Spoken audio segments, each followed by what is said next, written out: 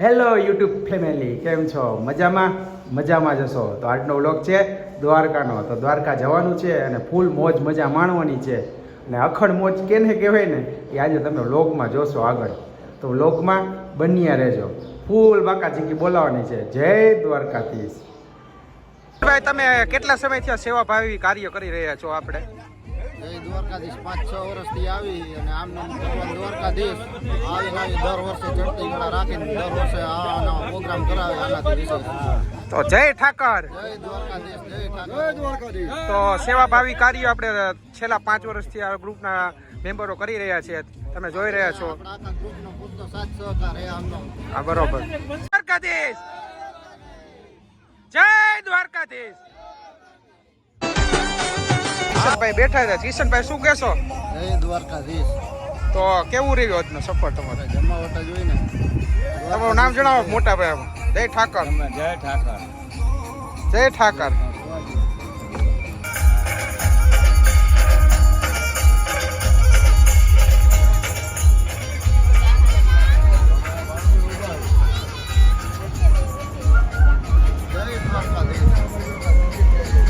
ફૂલ ટ્રાફિકનો ચક્કાજામ છે, તમે જોઈ શકો છો. આલી બાજુ સાહિલભાઈ ફૂલ હે ભાઈ, ટ્રાફિક નહીં. ઓ ફૂલે ફૂલ હો ભાઈ,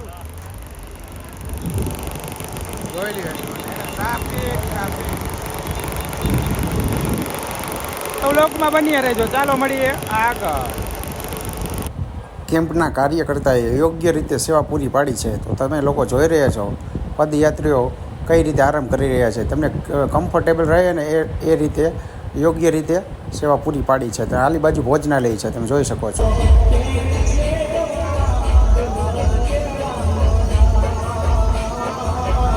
ભાઈબંધો જોડે દ્વારકા જવાની મોજ કંઈક અલગ જ લેવલની હતી. તો ફૂલ મોજ મજા માણી હતી ભાઈબંધો જોડે, તમે જોઈ શકો છો.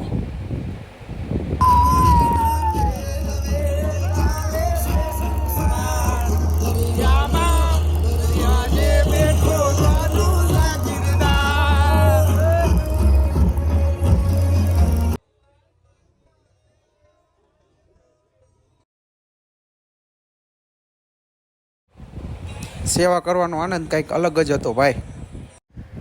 અમારા ગ્રુપના બધા જ મેમ્બરોએ યોગ્ય રીતે સેવા પૂરી પાડી હતી, તમે જોઈ શકો છો. અને સેવા કરીને જે આનંદ આવે છે ને ભાઈ, એ અલગ જ લેવલનો હોય છે, જે છે ને શબ્દમાં આપણે વ્યક્ત ન કરી શકીએ.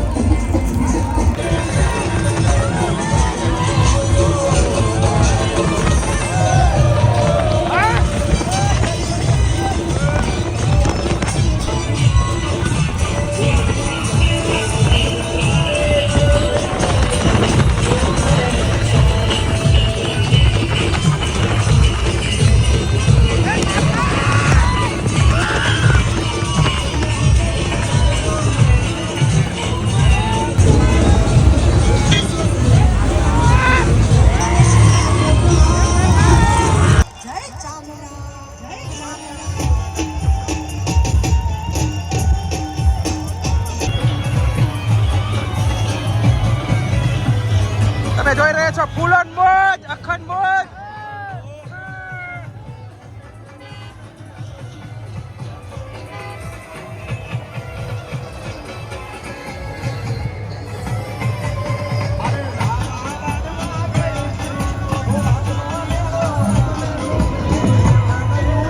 ફૂલન મોજ છે ભાઈ.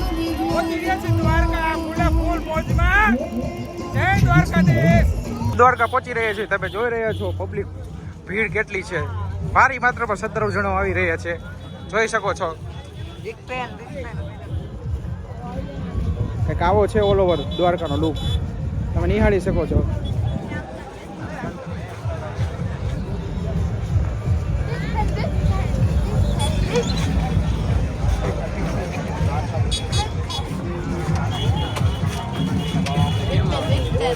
Big fan sir. Sir big fan. તો તમે જોઈ રહ્યો છો સાંજના સમય દ્વારકાનો.